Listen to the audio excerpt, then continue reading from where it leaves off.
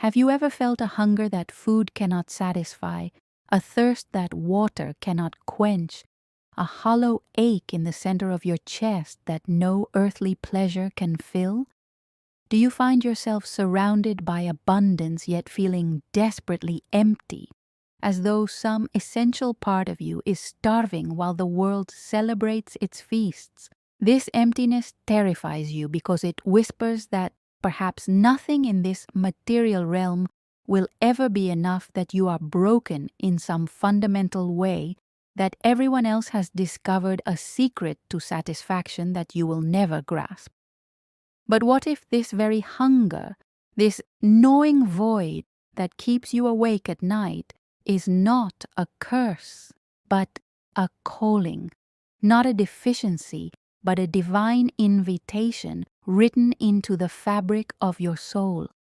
You sit alone in your room tonight, scrolling through your phone in the dim blue light, and even as image after image floods your screen, even as voices and music and endless streams of content pour into your awareness, you feel it again. That profound emptiness, that ache that has no name. The glow of the screen reflects in your eyes but cannot illuminate what truly hungers inside you. Your finger pauses mid-scroll. The silence beneath the noise becomes deafening. You feel it in your sternum, a tightness, a yearning that reaches upward and downward simultaneously, as though your very core is calling out to something beyond the ceiling, beyond the sky, beyond the edges of the visible universe. This is not depression, though it may wear that mask. This is not merely loneliness, though it may walk beside it. This is the specific ache of a soul that remembers its origin and mourns its separation from divine presence. This is not random. What you are experiencing has been known by mystics and saints across centuries, across cultures, across every tradition that has ever reached toward the eternal. The hollowness you feel is not a flaw in your design, but evidence of your design. You were fashioned for communion with the infinite, crafted to contain the presence of God, and every lesser thing you try to pour into that sacred space within you will leak out, leaving you empty once more. Your soul is doing exactly what it was created to do. It is refusing to be satisfied with substitutes. It is rejecting the counterfeits. It is holding out with stubborn divine wisdom for the only sustenance that can truly fill it, the only presence that can make it whole. This hunger is your soul's loyalty to its true purpose. This emptiness is your spirit's protest against settling for anything less than its maker. Saint Seraphina knew this ache intimately. In her journals preserved from the 17th century, she described her own years of wandering through what she called the valley of craving, when every earthly pleasure turned to ash in her mouth, and every human comfort felt like sand between her fingers. She wrote these words during her darkest season of seeking. The soul that hungers for God will find no peace in the marketplace of lesser loves, and this very restlessness is the first gift of grace. She understood that this divine discontent is not punishment, but invitation, not abandonment, but pursuit. When you feel this meaning hunger most acutely, you are not being ignored by heaven. You are being courted. You are being called out of shallow waters into depths where true nourishment flows. In the invisible realm that presses against the edges of your ordinary awareness, something profound is unfolding.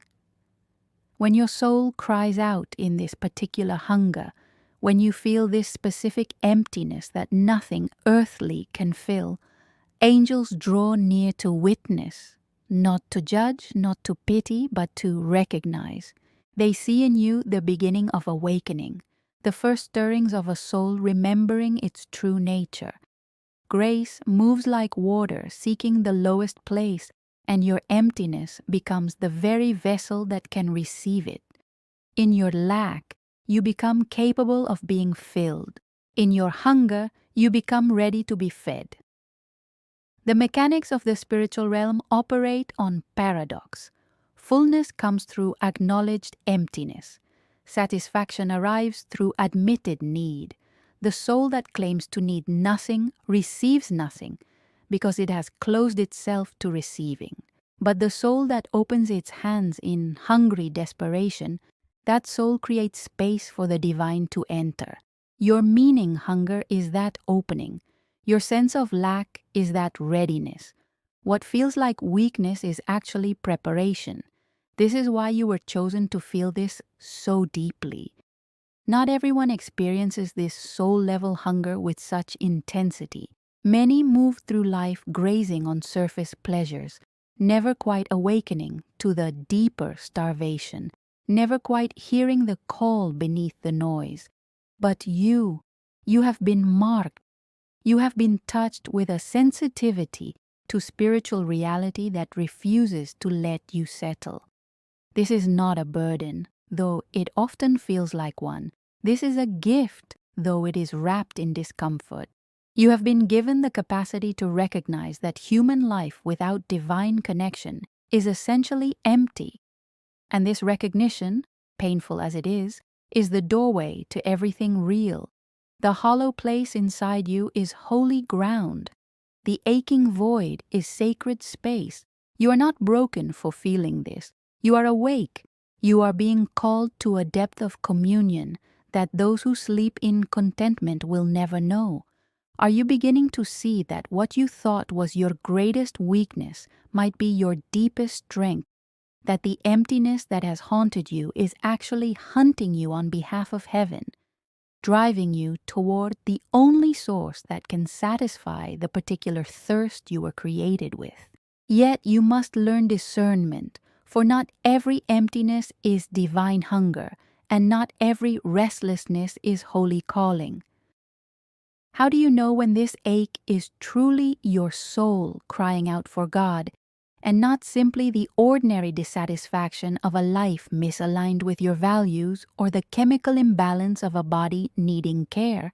The answer lies in the fruit. When your emptiness drives you toward people with compassion, when your hunger makes you gentler with the struggles of others, when your ache opens your heart to recognize the same quiet desperation in the eyes of strangers, then you know this is sacred hunger.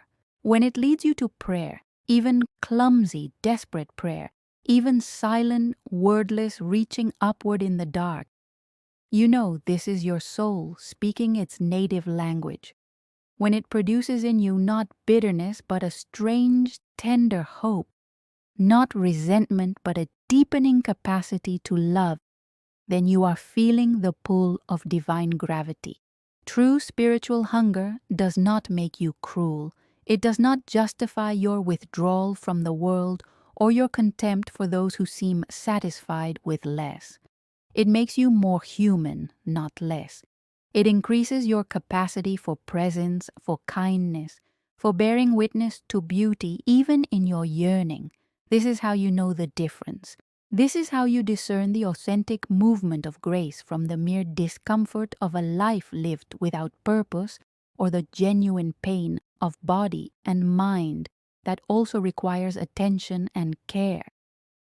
When you feel this hunger rising, when the emptiness becomes almost unbearable, and you need an anchor to hold you steady in the storm of yearning, pray this simple phrase silently, slowly, with each breath. Fill this space with your presence. Do not pray it, demanding immediate relief or guaranteed results. Pray it as an act of orientation, as a way of naming what is true, as a practice of turning your emptiness toward its source. Let the words become a rhythm in your chest. Fill this space with your presence. Say it in the grocery store line when the hollow feeling rises. Whisper it in your car when the world feels too loud and simultaneously too empty. Let it become the background hum of your awareness, not as magic formula, but as honest expression of your deepest need. This is not about forcing an experience or manufacturing a feeling. This is about creating an opening, about keeping your attention pointed in the direction of the divine, even when you cannot yet see or feel the response. You are not praying into empty air. In the unseen dimensions that interpenetrate your ordinary world, holy beings take notice of your struggle. Saint Seraphina herself, who walked this path before you and emerged transformed, turns her attention toward those who now walk the valley she once traversed. She intercedes for you, adding her voice to yours, reminding heaven of the particular pain of meaning hunger and the courage it requires to keep seeking when satisfaction seems impossibly distant. Angels, whose function is to strengthen those who reach toward God, draw near when you pray that simple phrase, not necessarily to remove your hunger, but to help you bear it, to help you not turn away from it in fear or attempt to numb it with lesser things. You are surrounded by witnesses who understand. You are held in a network of care that extends beyond the visible. When you feel most alone in your emptiness, you are actually in the most populated space imaginable, attended by beings who honor your hunger because they recognize it as the beginning of transformation. Every time you choose not to fill the void with something that cannot truly satisfy, every time you sit with the discomfort instead of reaching immediately for distraction, every time you acknowledge your need instead of pretending self-sufficiency, you are performing an act of spiritual warfare that heaven celebrates. These are the hidden victories that no human eye sees. No one knows that you scrolled past the thing that promised to fill you and chose instead to sit in silence with your ache. No one witnessed the moment you turned away from the temporary high that would have numbed you for a few hours but left you emptier tomorrow. No one applauds when you admit to yourself in the privacy of your own heart that you are hungry for something you cannot name and you need help beyond your own resources. But these moments are recorded in the eternal ledger. They are treasured by heaven.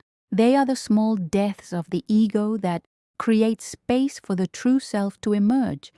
Every time you honor your hunger by refusing to violate it with false food, you are saying yes to transformation. You are cooperating with grace. You are allowing yourself to be remade. The emptiness begins to change character as you stop fighting it. It stops feeling like a lack and starts feeling like a capacity. It stops being a void and becomes a womb.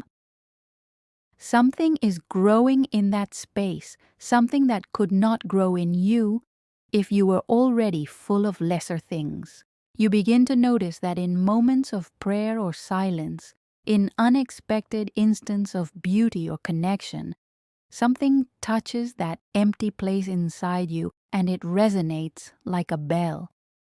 The hunger itself becomes a kind of radar, detecting the presence of the divine in places you would have overlooked. You find God in the kindness of a stranger because your emptiness has made you attentive to grace. You feel the sacred in the pattern of light through leaves because your hunger has sharpened your perception. The very sensitivity that has caused you so much pain becomes the gift that allows you to recognize divine presence in the ordinary fabric of existence. This is the transformation. This is how the wound becomes the gift. This is how the ache that nearly broke you becomes the doorway through which you enter into deeper communion with the source of all meaning. Are you beginning to understand that you were never meant to satisfy this hunger completely in this life? That the ache itself is the companion meant to keep you reaching, keep you seeking, keep you oriented toward home, even as you walk through this beautiful and broken world? You sit in your room again, but something has shifted. The phone lies face down beside you. The silence is no longer oppressive but expectant. The emptiness in your chest is still there, but now you recognize it as the shape of a door. You whisper the prayer into the darkness. Fill this space with your presence. And though nothing dramatic happens, though no blinding light appears, and no audible voice speaks, you feel the smallest shift, the gentlest movement, as though the universe itself has turned slightly to face you. The hunger remains, but now it has direction. The emptiness persists, but now it has purpose. You are no longer wandering lost in a void.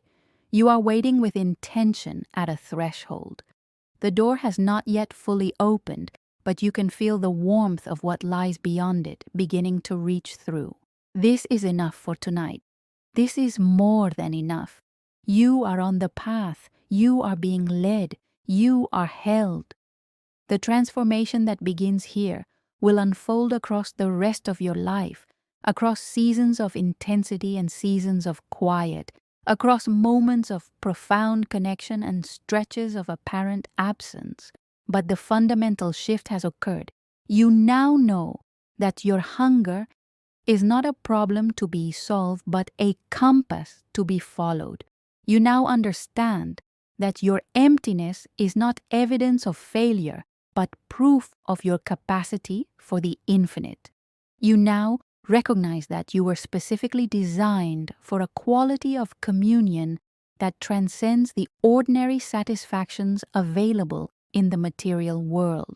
This knowledge changes everything, even when it changes nothing visible in your circumstances. You carry within you now a secret orientation, a hidden alignment with reality beyond the surface. Others may look at your life and see only what is common, but you know the depth of what is unfolding in the invisible dimensions. You know you are being pursued by love itself. You know your hunger is the very thing that qualifies you to be filled. Do not let this moment pass without marking it. In the comment section below, tell me honestly, what is the deepest hunger you feel right now? What is the one thing your soul craves that this world cannot provide? Name it, even if you can barely find words for it, because the act of naming your spiritual hunger is itself an act of prayer. It is a declaration that you are no longer willing to pretend you are satisfied with scraps. It is a claim that you were made for more. And when you name your hunger in community with others who share this ache, you create a field of collective longing that attracts divine attention. Your vulnerability gives others permission to acknowledge their own emptiness. Your honesty creates space for grace to move. So write it down. Name your hunger. Let heaven hear you speak your deepest need. And do not keep this message to yourself. Right now, you know someone who needs to hear these words. Someone who is sitting in their own room feeling that same inexplicable emptiness. Someone who is terrified that they are the only one who feels perpetually unsatisfied with the glossy surfaces of modern existence. Someone in your life is starving for meaning while surrounded by abundance, and they need to know they are not alone, that their hunger is not madness, but wisdom, that their emptiness is not a flaw, but a feature of their divine design. Send them this video. Share it with the specific person whose face appeared in your mind as you heard these words. Do not wait. Do not assume they will stumble across it on their own. Be the one who reaches out. Be the vessel through which this message travels to the exact soul who needs it today. The urgency is real. Someone is standing at the edge of giving up, of numbing out, of accepting a life of quiet desperation because they cannot see another way. You can be the hand that points them toward the truth that their hunger is holy. Subscribe to this channel now, because what you have received here is only the beginning of what Saint Seraphina has to teach about the hidden life of the soul, about the secret mechanics of spiritual transformation, about the path from emptiness to fullness that does not bypass the ache but moves through it. More teachings are coming. More wisdom is being revealed. More of the ancient knowledge preserved by the saints is being translated for this moment, for this generation, for souls like yours who hunger for substance in an age of surfaces. Turn on notifications so you will know immediately when the next teaching arrives. These messages are not random entertainment. They are precisely timed interventions, divine appointments arranged before time began, meant to find you exactly when you need them. Make sure you do not miss what is coming next. Before you close this video, before you return to the demands of your day and the noise of the world, take one moment for prayer. Place your hand over your heart. Feel the rise and fall of your breath. Acknowledge the emptiness you carry, not with shame but with honest recognition. Say aloud or in the silence of your heart, I am hungry for you. I am empty without you. Fill this space with your presence, and then sit in the stillness for 30 seconds, for 1 minute if you can manage it, and simply be present to your hunger without trying to fix it or fill it or push it away. Let it be what it is, a sacred call, a divine invitation, a holy dissatisfaction that refuses to let you settle for anything less than communion with the source of all meaning. This practice, repeated daily, will change you. This acknowledgement, offered consistently, will open doors you did not know existed. Your life is about to become an adventure of the Spirit, and it begins here, now, with you finally understanding that the emptiness you have carried is not your enemy, but your guide, not your curse, but your calling. Not the sign that something is wrong with you, but the evidence that everything is about to become right. Amen.